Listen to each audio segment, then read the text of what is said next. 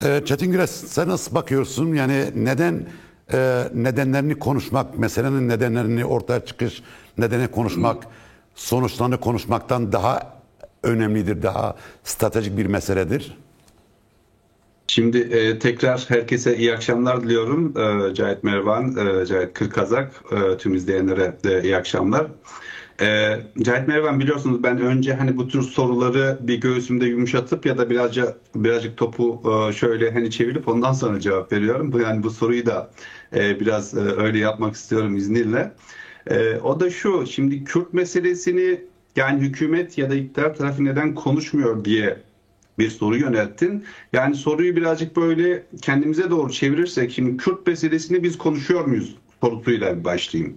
Yani Kürt meselesi bugün nerede konuşuluyor, kim konuşuyor, hangi parametrelerle konuşuyor ve Türkiye kamuoyunun önüne Kürt meselesiyle ilgili, Kürt meselesinin çözümüyle ilgili ne tür tartışmalar, ne tür doneler ortaya konuluyor. Yani burada bir hani iğneyi de kendimize batırarak aslında bu sürece başlamak ya da bu soruya cevap vermek Evet. gerekiyor. Benim hani takip edebildiğim kadarıyla, gözlemleyebildiğim, okuyabildiğim kadarıyla şu anda Türkiye'de herhangi bir yerde Kürt meselesi konuşulmuyor. Sadece şöyle bir talep var. Kürt meselesinin konuşulması, Kürt meselesinin çözümüne ilişkin bir talep var. Fakat çözümü istenilen meselenin boyutları elbette diyeceksiniz, yani biz Kürt meselesini konuşmaya bugün başlamadık ya da Kürt meselesini düşünmeye bugün başlamadık. Yani biz bu mesele hakkında, bu mesele üzerine yıllardır yazıyoruz, çiziyoruz, konuşuyoruz, söylüyoruz vesaire falan. Bütün bunlar söylenebilir elbette. Fakat şu anda öyle bir konjonktür var ki, biliyorsunuz yani geçtiğimiz yıl 1 Ekim'den itibaren devam eden bir takım görüşmeler var, bir çözüm girişimleri var. Şimdi yeni bir konjonktür ortaya çıkmış durumda, yeni bir toplumsal ve siyasal durum, zemin ortaya çıkmış durumda. Şimdi bu toplumsal ve siyasal zemin üzerinden Kürt meselesini konuşmak ve Kürt meselesine ilişkin doneleri aslında kamuoyuna daha fazla duyulur hale getirebilmek her şeyden önce bence Kürt meselesini çözme isteyen barışseverlerin bir talebi ve görevi olmalı. Şimdi işin Bu hani bu görev boyutunun ıskanamıyor mu altını çizmek sence? Yani gerekiyor. bu görevde bir aksatma mı, bir flulaşma mı var sence? Yani aslında hani şöyle aksatma ya da hani flulaşma demeyelim ama yani aslında biz hani sorunun nereden kaynaklı olduğunu çok yakından bildiğimizden, takip ettiğimizden ve sorunun bizzat hani mağduru, muhatabı olduğumuzdan kaynaklı ve kendi içimizde sürekli kaldığımızdan kaynaklı aslında hani bu sorunla doğrudan muhatap olduğumuz için yani sorun sanki sorunu konuşuyormuşuz gibi algılanabiliyor bu. Ya da biz böyle olduğunu, sorunun hani sorunu temsil eden kişiler olarak kendimizi algılıyor olabiliriz. Şimdi aksatmaktan ziyade orada hani bir şey örneği vardır ya, deve kuşu örneği vardır, başını hani kuma gömmek gibi böyle bir durum var. Şimdi bunun da ötesinde Cahit Mervan, yani bu meseleyi tamamen hani topluma anlatabilecek gerçekten alanların hani yaratılması gerekiyor. Gerçekten sivil toplum tartışmalarının yapılması gerekiyor. Yani medyada, kamuoyunda, gazetelerde Kürt sorunu vardır demekle Kürt meselesinin çözümü hakkında bir konuşma, bir düşünce, fikir ortaya atılmış olmuyor bence. Yani bugün Kürt sorunu dediğimizde Cahit Berivan, ben eminim ki siz Kürt sorununu benden farklı tanımlayacaksınız. Cahit Kırkazak Bey benden farklı tanımlayacak, ben sizden farklı tanımlayacağım. Şimdi bütün bu farklılıklarla birlikte tam da bu zemin içerisinde bu meseleyi hani konuşmak, ele almak gerekiyor. Yani bu mesele birazcık aslında şundan kaynaklı hani çokça konuşulmuyor. Türkiye'de ve Orta Doğu'da gündem o kadar, siyasal gündem o kadar çok hızlı değişiyor ve o kadar çok hani yoğun ki asıl meselelerimize, bizler de dahil asıl meselelerimizi hani konuşacak çok fazla olanağı yaratamıyoruz. Başka meselelerle ilgilenmekten kaynaklı. Şimdi işin hani bir boyut var. İktidar açısından da hani baktığımızda iktidar neden bu meselenin asıl kaynağını, temel meseleyi gündemine getirmiyor, konuşmak istemiyor. Yani orada da şöyle bir eğilim var, bir anlayış söz konusu, bir bakış açısı söz konusu. İktidarın hala Kürt meselesini bir mesele olarak gördüğüne dair, tanımladığına dair elimizde şu anda, yani en azından bu son bir yıllık geçen zaman dilimi içerisinde herhangi bir done yoktur. Yani biz çözüm sürecinin muhatapları açısından, Devlet Bahçeli açısından, Erdoğan açısından ya da bunların kurmayları açısından Kürt meselesine dair herhangi bir tanım, herhangi bir konsept, herhangi bir çözüm ya da bakış açısı ortaya koyduklarını, geliştirdiklerini duymadık. Bunu Cahit Bey de hani söyledi. Meseleye hala bir güvenlik meselesi çerçevesinde yaklaşılıyor. Meseleye hala bir uluslararası konjonktür hani temelinde Türkiye'nin devlet olmaktan kaynaklı çıkarlarının nasıl korunacağına dair bir mantıkla, bir yönetme anlayışıyla yaklaşılıyor. Şimdi hani bu çerçevede ele aldığımızda anlayışın değişmesi ve Kürt meselesinin bir mesele olarak hala Türkiye'de var olduğunu, Kürtlerin bir sorunu olduğunu, bu sorunun kültürel haklardan tutalım kendi kendini yönetme taleplerine kadar hani uzanan geniş bir yelpazede tanımlanabilecek bir takım sorunları içerdiğini hükümetin görmesi, kabul etmesi ve bu anlamda da buna uygun olarak bir takım politikaları, söylemleri ya da reformları hayata geçirmesi gerekiyor. Şimdi son bir yıllık zaman dilimi içerisinde Cahit Bey baktığımızda hükümetin ya da iktidarın ne demokrasi açısından, ne hukukun üstünlüğü açısından, ne gelir adaleti açısından herhangi bir pozitif yönde adım attığına dair somut bir gösterge maalesef göremedik son bir Evet. yıllık zaman içerisinde. Yani bunları belki ileride de hani birazdan da konuşacağız. Şimdi dolayısıyla bunların yapılmadığı, olmadığı hani bir yerde hükümetin, iktidarın çözüm sürecini ve Kürt meselesini, yani bu 40 yıllık, 41 yıllık çatışmalı hani dönemle geçmiş olan Kürt meselesini çözmeye dair iradesini apaçık bir biçimde ortaya koyduğu bir alan hani göremedik. En azından biz hani siyaseti daha çok kamuoyuna yansıyan mülakatlar açısından ya da işte görüşler bakımından takip eden izleyiciler olarak hani bunu görmedik.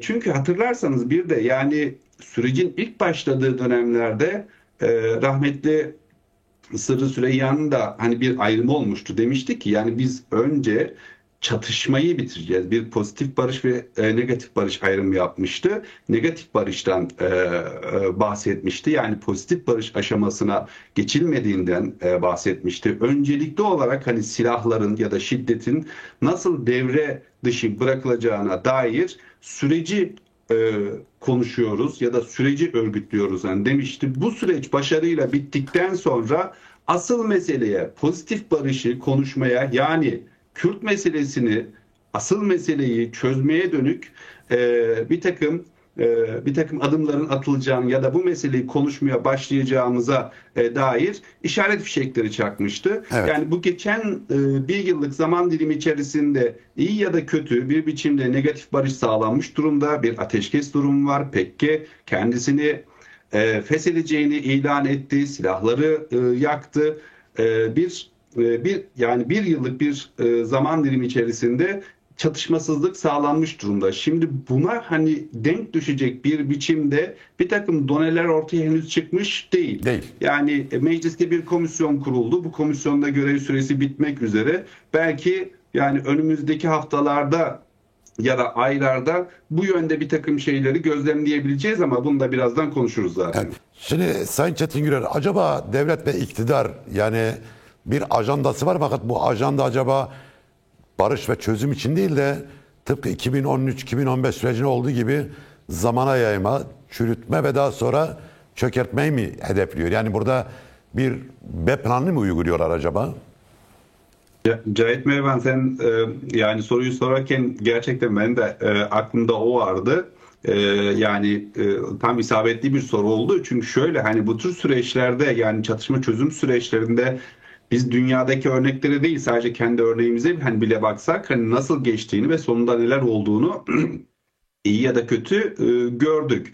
Yani bu süreçler başarıyla sonuçlanmaması ya da işte zamana yayılması, zaman kazanma biçiminde bir takım hani politik taktiklerle geçiştirildiğinde e, çözüm süreçlerinde ya da çatışma çözüm süreçlerinde tarafların aynı zamanda yeni bir çatışmaya hazırlanmaları da mümkün oluyor. Yani bunu Türkiye'de biz gördük. Türkiye'de hani yaşadık. Şimdi dolayısıyla yani burada zaman kazanmaya çalışan hani tek sadece şey olmaz, devlet olmaz ya da iktidar olmaz. Zaman ya da bu zamanı kendi lehine ya da olası bir yeni çatışma durumunda kendisini savunmaya yönelik olarak bir takım planlamaları, bir takım programları, bir takım işte ne bileyim hazırlıkları vesaire falan karşı taraflar da yapabilir. Yani doğal olarak hani bu ortaya çıkabilir. Çünkü şunun gibi bir şeyden bahsediyoruz. Meseleyi çözmek için yan yana gelinmiş, masaya oturulmuş, bir takım konuşmalar, görüşmeler vesaire falan hani yapılıyor. Bazı konularda adımlar atılıyormuş gibi görünüyor ya da müzakereler devam ediyor, görüşmeler devam ediyor ama en nihayetinde yol alınmıyor. Yani sürekli bir patinaj hali. Şimdi bu aslında zaman kazanmaya yönelik bir sonuç ortaya çıkartabilir. Şimdi bu durumlarda da yani gerçekten çatışma yaşamış toplumlarda çatışan hani taraflar çözüm süreçlerini, barış süreçlerini aynı zamanda yeni bir savaş dönemine hazırlık olarak da kullanabilir. Sizin çöktürme planı dediğiniz ya da bizim işte 2015'ten bugüne değin yaşamış olduğumuz o büyük hani karanlık dönem aslında 2013-2015 dönemindeki o çözüm sürecinde hazırlanmış ve planlanmış olan bir sonuçtu. Bunun sonucu 10 yıl boyunca biz gördük. Yani şimdi kimse bunun tersini iddia edemez. Elimizden işte bir takım doneler olduğunu görüyoruz. Yani somut adımlar atılmıyor, iyi niyetle yaklaşılmıyor. En başta verilmiş olan sözlere dahil somut adımlar gerçekleşmiyor. Yani ortaya sonuç çıkmıyor. Ortaya sonuç çıkmayınca dolayısıyla aktörler bunun bir zaman kazanmaya dönük bir politik manevra olduğunu düşünmeye başlayıp buradan kendisini yeni döneme hazırlamaya geçiş yapabilir. Ve Evet. bu her halükarda yani iktidar açısından da ya da işte Kürt tarafı açısından da ve Türkiye halkları açısından da çok büyük felaketler ortaya çıkarabilecek sonuçlar doğurabilir. Yani bugün hani Türkiye yeniden son 10 yılda yaşamış olduğumuz bir savaş çatışma dönemini bir 10 yıl daha, bir 20 yıl daha yeniden yaşayabilecek gerçekten psikolojide değil, ruhta değil, güçte değil, kuvvette değil. Yani bunun sonuçları çok daha büyük olur. Çünkü bu sürecin başlamasında yani yaklaşık bir yıldır çeşitli vesilelerle bu süreci konuşuyoruz Cahit Mervan. Uluslararası aktörlerin, uluslararası güçlerin, uluslararası konjonktürün çok belirleyici olduğunu, çok önemli bir etken olduğunu hani söylüyoruz. Yani dolayısıyla burada aktörlerin bu süreçten vazgeçmeleri durumunda, özellikle bunu iktidar açısından söylüyorum. Masayı devirmesi durumunda, masadan kalkması durumunda ya da üzerine düşen bir takım görevleri yerine getirmemesi durumunda bu sadece çatışan taraflar arasında yeniden bir çatışma anlamına gelmez. Bunun sonuçları çok daha büyük olabilir. Evet. En azından şu andaki çerçeve açısından, pencereden hani baktığımızda böyle görünüyor. Şimdi dolayısıyla meseleyi çözmeye dönük adımları artık ağırdan almadan, alttan almadan yani şuradan başlanabilir. En başta bu bir yıllık zaman dilimi içerisinde verilmiş olan, kamuoyuyla paylaşılmış olan sözlerin yerine getirilmesine yönelik bir takım somut adımlar atılabilir. Yani bunlardan en önemlisi ve birincisi umut hakkı. Bunu Devlet Bahçeli söyledi. Umut hakkını Devlet Bahçeli dile getirdi. Türkiye yani kamuoyu literatüründe sözcük dağarcığında umut hakkı yoktu. Televizyonlarda, gazetelerde umut hakkı diye bir şey yoktu. Geçtiğimiz yıl işte 22 Ekim'de Devlet Bahçeli bunu dile getirdi. Şimdi bununla ilgili somut adımların ve girişimlerin artık ortaya çıkması gerekiyor ve bu bir beklenti yarattı. İkincisi genel afla ilgili ya da hani mevcut Cahit Bey de söyledi, mevcut hani yasaların terörle mücadele kanunu gibi yasaların değiştirilmesine ilişkin somut adımların atılması gerekiyor. Yani bunlar bile hani yapılmayacaksa ya da olmayacaksa o zaman hangi çözüm sürecinden bahsettiğimizi yeniden konuşmamız, sorgulamamız gerekecek. Evet. Bunun doğal sonucu olarak da çözüme duyulan güven, çözümün hani meşruiyette her geçen gün daha kırılgan hale gelmeye başlıyor. Daha fazla bozulabilir hale gelmeye başlıyor. Yani enfekte olma ihtimali çok daha da artıyor. Bakın işte bugün ve dün haberlere, gazetelere yansıyan haberlerden bir tanesi işte hani Kürt illerinde, Bingöl civarında askeri operasyonların yapıldığına dair haberler yansıdı. Şimdi bütün bunların hepsi birer gösterge. Ya bu göstergeleri bence iyi analiz etmek ya da anlamak gerekiyor, vurgulamak gerekiyor. Bakın bu süreç enfekte olabilir, enfekte olmak üzere. Yani şunu anlamakta gerçekten insanlar güçlük çekiyor. Bu sürecin çok hızlı bir biçimde nihayete ermesi gerekli olduğunu söyleyen iktidar cephesinin kendisiydi. Devlet Bahçeli'ydi, Erdoğan'dı. Kaybedecek zamanımız yok, daha fazla bekleyemeyiz diyen, hızlı biçimde hareket etmemiz gerekli olduğunu söyleyen iktidar cephesinin kendisiydi. Şimdi ne oldu da yavaşlandı? Ne oldu da patinaj çekmeye başladı? Ne oldu da verilen sözler yerine getirilmemeye başlandı? Yani bunların hepsinin gerçekten sorgulanması gerekiyor. Barış isteyen bizlerin yani bu işi oldu bittiye getirir bir acelecilikle ya da hızla tamamlama, nihayete erdirme, sonucu erdirme gibi bir talebi hiçbir zaman olmadı. Hızlı biçimde bu işi yapalım, bitirelim. Yani bir yıl içerisinde olsun, hallolsun diye bir talebimiz hiçbir biçimde olmadı. Cahit Bey de az önce söyledi. Yani 100 yıllık bir meseleyi bir yıl içerisinde hangi akıl çözebilir ki? Hangi kapasite bunu çözebilir, yerine getirebilir ki? Yani karşı karşıya olduğumuz çok ciddi tarihsel kökleri olan, tarihsel geçmişi olan, çok fazla hani boyutu olan bir meseleden bahsediyoruz. Yani bunu ne tek bir komisyon çözebilir ne de işte çok kısa bir zaman dilimi içerisinde, bir yıllık bir zaman dilimi içerisinde bir takım hani güçler çözebilir. Şimdi dolayısıyla yani burada en fazla hareket isteyen, çabukluk isteyen, daha çabuk olsun diyen hükümetin kendisiydi ve yavaşlatan da iktidarın kendisi oldu. Şimdi bunların altını çizmek Bu da istedim tabii Cahit kuşku Bey. yaratıyor. Şimdi Çetin Güler, bu konuya ilişkin birkaç cümle rica ederim. Ondan sonra bir soru sormak istiyorum. Kısaca bu barış karşıtlarının hareketliğinde iktidarın bir yönlendirmesi var mı? Yani havuç sopa politikası gibi Kürt hareketini bastırmak, psikolojik bir baskı kurmak. İşte bakın bunlar da var ama bu nedenle biz çözemiyoruz gibi bir algı yaratma hikayesi var mıdır bu? Yani bir Evde Ali Cengiz oyunu var tutamadığımız mıdır burada? kitleler var. Bir Ali Cengiz oyunu Yani var mıdır? Çünkü şahsen ben böyle bir kuşku taşıyorum. Yani bu hareketlerin bir nedeninin iktidarın yönlendirilmiş evet. olabileceğini düşünüyorum yani. Böyle bir kuşku taşıyorum. Bu kişisel bir durum. Evet, buyurun. Kısaca rica Yani edeyim. hani şöyle ben de hani iki boyut olduğunu düşünüyorum hani kısaca yani birincisi Türkiye'de hani yerleşik olarak bir hani ırkçılığın ya da milliyetçiliğin artık hani Türkiye toplumunun çok genel bir hani siyasal e, yapısı ya da bileşeni olduğunu hepimiz biliyoruz. Yani hani gündelik yaşamın bir parçası aslında hani ırkçılık. Kürtlerden nefret etmek, ötekilerden nefret etmek, diğer azınlıklardan nefret etmek ve gerektiğinde gidip onları hani öldürmek, yok etmek, ortadan kalkmak yani toplumun o hani Türklük tahayyülü içerisindeki topluma ya da Türklük tahayyülünde yani Kürtler, ötekiler, azınlıklar, göçmenler hepsi birer kara leke gibi temizlenmesi, atılması gereken birer kara leke gibi görülüyor ve değerlendiriliyor. Şimdi hani buradan baktığımızda Türkiye toplumunda içkin hani bir yapısal ırkçılık meselesi var. Şimdi bunlar zaman zaman ortaya çıkabiliyor.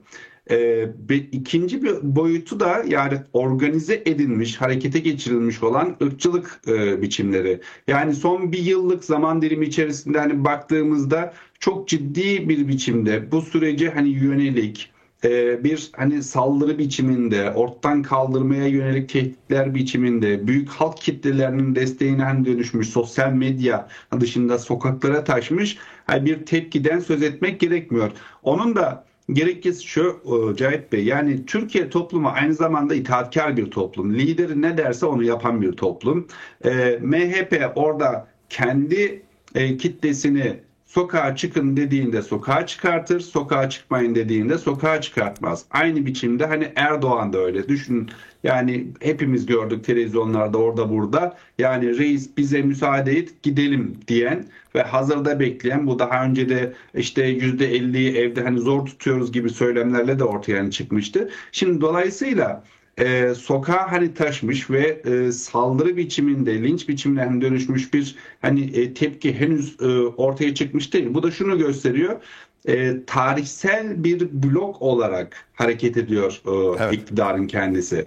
Yani o tarihsel blok kavramı burada önemli, çünkü hani sizin programlarınızda ya da genel olarak Kürt meselesinin çözümüne ilişkin konuştuğumuzda bir hükümet ve iktidar hükümet ve devlet ayrımı yapılıyor. Fakat daha böyle neon Marksist bir yerden hani baktığımızda biz buna hani tarihsel blok e, demek hani mecburiyetindeyiz. Böyle bir devlet ve hükümet ayrımından ziyade. Şimdi burada tarihsel bloğun içerisine bu kitleler de bir biçimde dahil edilebiliyor.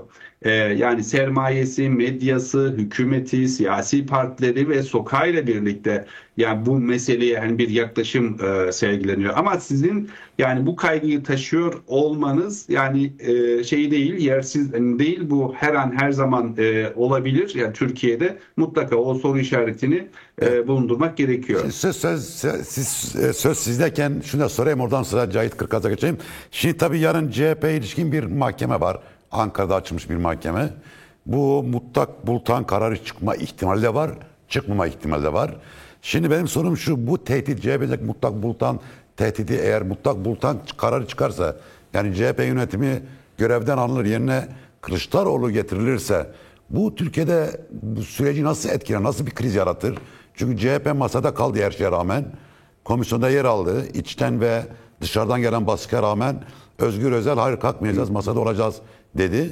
Eğer böyle bir karar çıkarsa nasıl bir kriz ortaya çıkar?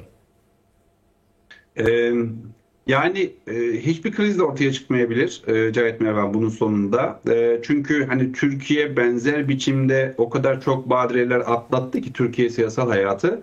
Hiçbir kriz de çıkmayabilir. Yani burada tabii CHP'nin sergileyeceği, nasıl bir mücadele ortaya koyacağı önemli noktalardan bir tanesi. Yani bunu çok daha büyük bir direniş biçiminde örgütlemek isterse, buna yani direkt frontal cepheden karşıdan bir mukavemet geliştirmek gibi bir mücadele hani tercihinde bulunursa, bu ortaya bir kriz çıkartabilir elbette.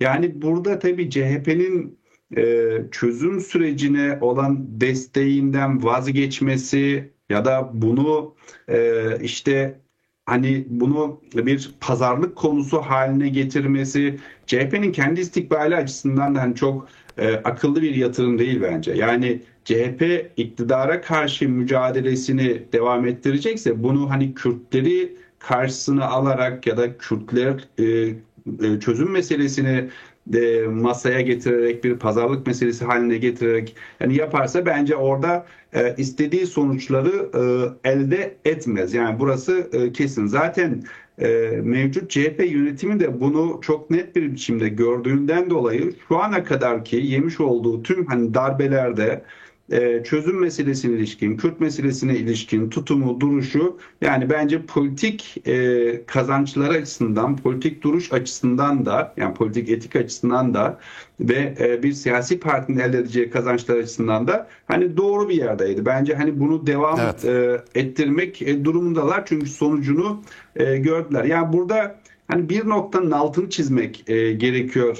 Yine hani bizim konumuzla bağlantılı olarak Cahit Mervan, o da şu: yani demokrasi olmadan, hukukun üstünde olmadan, Türkiye demokrasi rayına hani girmeden çözüm sürecinin kendisi ne kadar hani insanların ihtiyaçlarını karşılar, toplumun ihtiyaçlarını karşılar, Kürtlerin ihtiyaçlarını karşılar, ne kadar mutlu eder ve tatmin eder sorusu büyük bir muamma. Şimdi dolayısıyla demokrasi ve demokratikleşme olmadan ki bunun da hani çok basit birkaç tane temel şeyi var. Yani hukukun üstünlüğü, hukuk kurallarına uymak, serbest seçim yapmak, ifade özgürlüğünün önündeki engelleri kaldırmak ve örgütlenme özgürlüğüne müdahale etmemek. Yani bu 5 tane şey.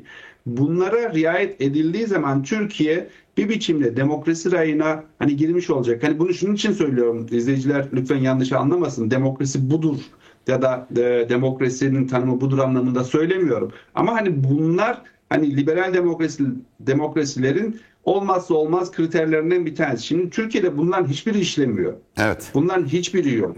Şimdi dolayısıyla demokrasi meselesi hani çözülmeden yarın bir gün genel af bile çıksa, Cahit Mervan, yani komisyon genel af çıkarsa, silah bırakan PKK gerillaları Türkiye'ye geri dönüş yapsa, bir demokrasi atmosferi ortamı olmadığında yani bunların tutuklanmayacağına dair bir garanti olabilir mi? Zaten bunun başka Olmaz. ülkelerde Dolayısıyla örnekleri de var. önemli bir Yani nokta. evet, Kolombiya'da örneğin barış imzalandı ve barış sonrası birçok insan katledildi. Özellikle toplumsal Evet. alanda faaliyet gösterenler. Şimdi tabii diğer bir başlığı açmak istiyorum Doktor Çetin Gürer. Tabii bütün bu meseleyi konuşurken bölgesel krizi konuşuyoruz. 7 Ekim sonrası meseleleri konuşuyoruz. 7 Ekim 2023 Hamas saldırısı ve Orta Doğu'da başlayan yeni savaş oyunlarını konuşuyoruz. Altı su oluşları konuşuyoruz ve bunun Türkiye'ye yansımaları konuşuyoruz ama tabii burada Rojava ve Suriye önemli bir başlık olarak karşımıza çıkıyor. Şimdi tabii bir yıl aradan sonra, yani bir yıllık bu süreç içerisinde Rojava meselesinde Türkiye bir noktaya geldi mi, yoksa hala eski stratejisini devam ettiriyor mu? Yani şimdi Türkiye bir noktaya geldi mi? Türkiye aslında hani eski stratejisi olan şey şu, o noktada ısrar ediyor aslında ve bu ısrarını da hayata geçirebilmek için bir takım politik manevralar ya da ittifaklar, diplomatik görüşmeler vesaire falan yapıyor. Yani neydi o Türkiye'nin stratejisi? Eski demeyelim, yani o eskimedi çünkü. Bir biçimde birincisi Kürtlerin orada daimi olabilecek bir statüye, bir yönetme kabiliyetine kavuşmaması. Ve ikinci olarak da Türkiye'nin Suriye üzerinde bir hamilik yapabilmesi. Yani oranın asli unsurlarından kendi kontrolündeki bir devlet konumuna gelmesi ve kendisini orada bir aktöre dönüştürebilmesi. Şimdi Kürtler açısından hani baktığımızda yani diplomasi üzerinden Türkiye şu anda yapmak istediklerini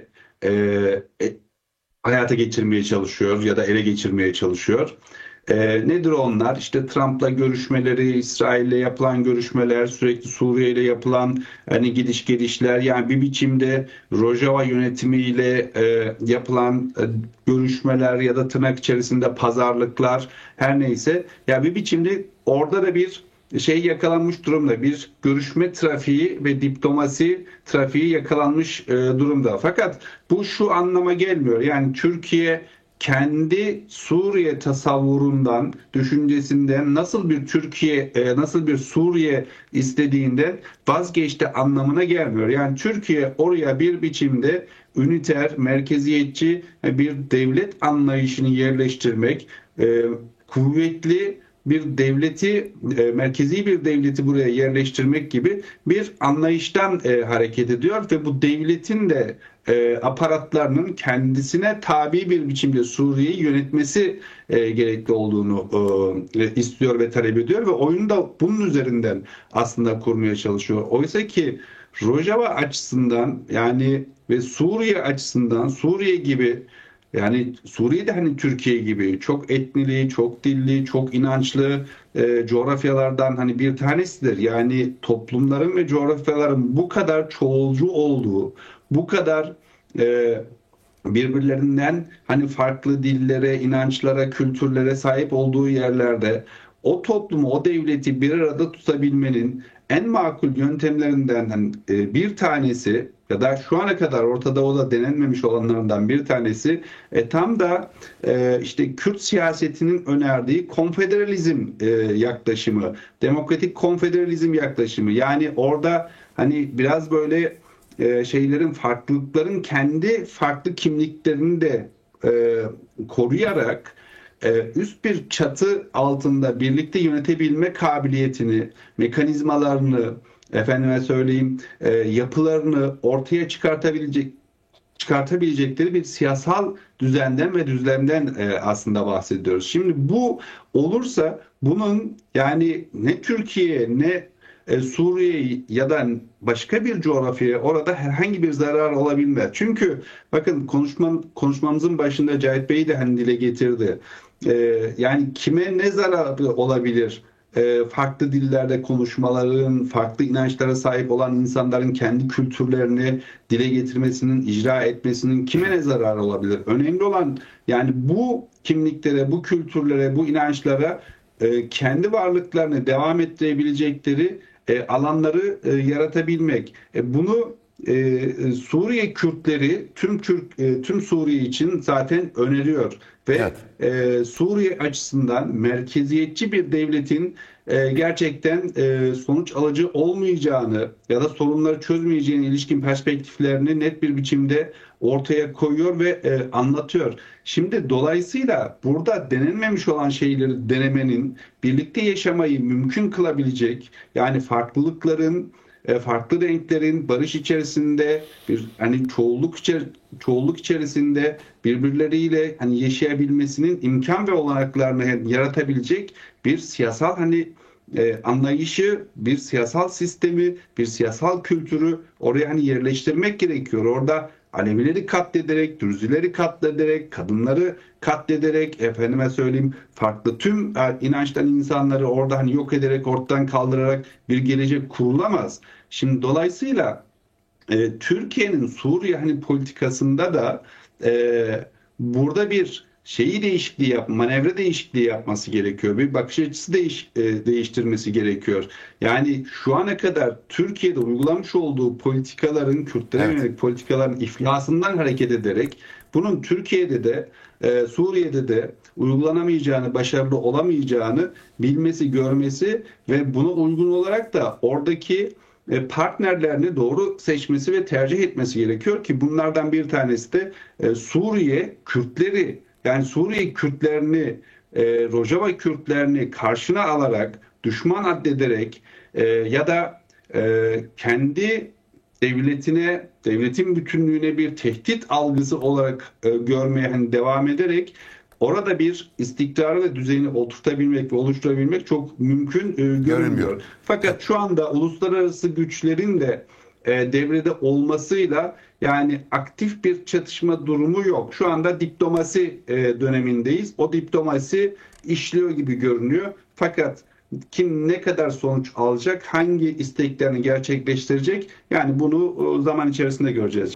Çetin Gürer bir buçuk dakikada, 2 dakikada. Tamam, çok kısaca ben kesinlikle Cahit Bey'in söylediklerine kesinlikle katılıyorum. Yani Hamas'tan kaynaklı. Bunu Trump da zaten açık net bir biçimde dile getirmişti. Yani bu güçlü adam ben ne istersem yapar. Şu anda senin yardımına ihtiyacım var diye Erdoğan'a seslendi ve Hamas'la görüşmesini istediğini söylemişti. Bunu Trump ikrar etti. Dolayısıyla Hamas dışında başka bir şey benim de aklıma gelmiyor. Bir de inşaat meseleleri olabilir ama şimdi zamanımız kalmadığı için ona fazla girmiyorum.